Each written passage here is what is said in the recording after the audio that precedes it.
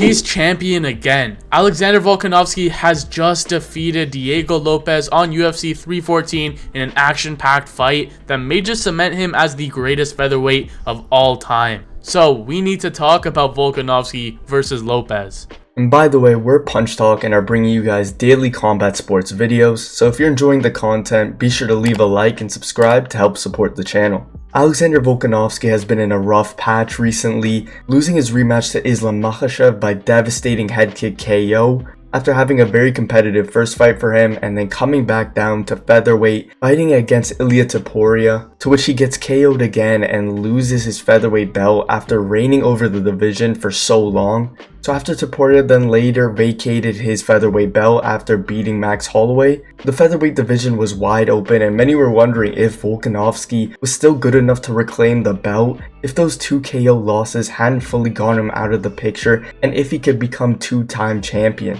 And coming into this fight, Diego Lopes was on a 5-fight winning streak, and 4 of those wins was coming by submission. He's a very dangerous submission threat, especially at featherweight, very good with the armbar, and he poses danger on the feet as well, having some powerful strikes. He hadn't been in a 5-rounder yet, so this was going to be a huge test for him to see if he could climb that hill and beat the former long-standing champion in Volkanovski in a 5-round fight. But in this match, we saw Volkanovski still has it. He was looking like his vintage self, was using his elite kickboxing, staying at range, using his jab beautifully in mixes with his kicks, and he was doing really well to stop Diego in his tracks for a lot of the fight. Even in the pocket, he was doing well. That's where he found some of his best success. That was a danger point because that is where he got KO'd against Ilia Topuria, but Topuria is very good in the pocket, very good boxing, and Volk just got caught in that fight. But here we saw how much damage he was able to put on Lopez. Lopez, for a lot of it, was staying patient, trying to preserve that stamina to not gas out in the 5-rounder. But to Volk's credit, he was able to take advantage of that and had way more volume, was completely outstriking Diego Lopes for every single round of that fight.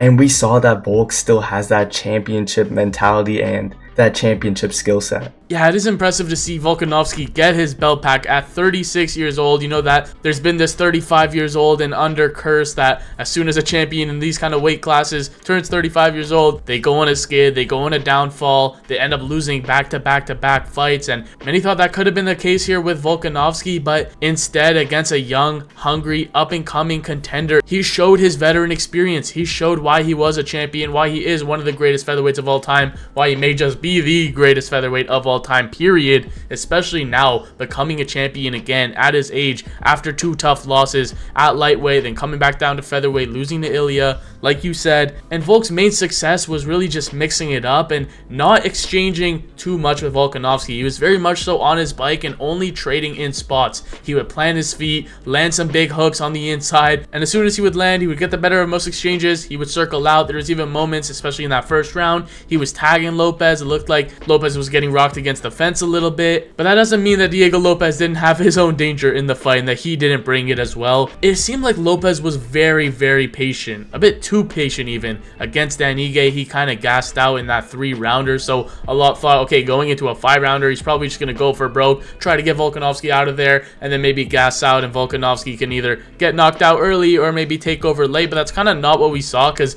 Diego Lopes paced himself throughout this fight, which was kind of weird to do. You would think if you were going to beat Volkanovski, you want to just go for broke early. You know, he is susceptible on the feet to getting caught a little bit here and there, at least in his last 2 fights, so maybe that's where Lopez could have had the most success. But instead, he decided to just try to catch Volkanovski in spots instead of really just going for broke, which in my opinion was probably the wrong approach, especially in hindsight. Diego Lopes was too patient. He didn't open up as much as he should have, especially early on. That's where he could have had the most success against Volk. Instead, it made it a drawn-out 5-round fight where Volkanovski was able to settle in. He has the championship experience, especially in some big-time championship fights, so it's just a mistake in my opinion for Diego Lopes to pace himself that much, to be that patient, to not try to make something happen. Obviously, yeah, you can get susceptible to counters and getting caught if you're too reckless, but then again, he was getting caught anyways by Volkanovski in spots. Volkanovski was planting his feet, and it seemed like Lopez didn't really have too much respect for the power coming his way. Volkanovski isn't known for having the hardest hitting hands. He doesn't have the most power in the featherweight division, but he's so well rounded. He can mix it all together so well, and that's what we saw. But Diego Lopez was on the front foot. He was trying to chase Volkanovski. Even some of the semantics towards the end of the fight, he was calling Volkanovski on. He was trying to tell him to stand and bang, trade in the pocket, when Volkanovski didn't have to do that. He didn't have to take those risks. He was winning the fight, just doing what he was doing,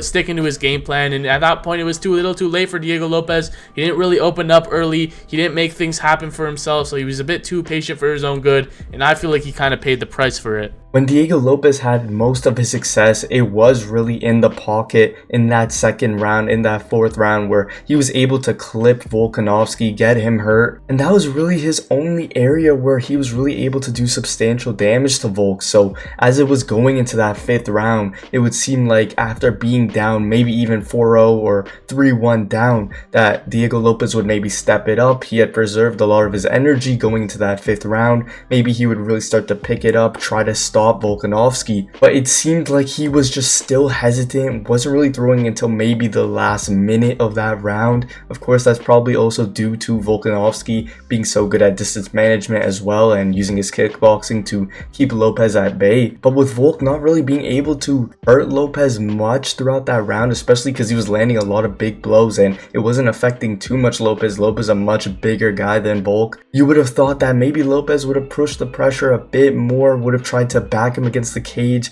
throw some of his shots there. That's where we saw Ilia Topuria have success. Of course, Topuria is a very high level pressure fighter, especially with his boxing, but maybe he could have tried to replicate some of that, but we just didn't fully see it in this fight. Doesn't mean he didn't have his moments of success. He still did good, but we just saw Volkanovski instill his championship experience. He just paced himself beautifully throughout that entire fight, was mixing it up with his striking, throwing in the takedowns, even though he wasn't too successful with them. I think he only secured 1 out of 10 takedowns throughout that fight, but it's still giving Lopez different looks, still mixing it up, making sure Lopez doesn't get too comfortable in there, and using all of the skills that he has to secure that decision, to secure that fight, while throwing in a lot of volume too. He was taking risks. It's not like he was just playing it safe, running fully the whole fight, just throwing a little bit of leg kicks here and there, maybe having some control time. Volkanovski was still throwing in the pocket. He was going after it. He was landing big shots on Lopez. So definitely a very impressive fight. It'd be interesting to see who Volkanovski could fight next. Volk definitely got some contenders coming up. It's an interesting time right now at featherweight. You got Movsar Evelev, who's there, a very dominant wrestler. He beat Aljamain Sterling. He's looking pretty solid at that division.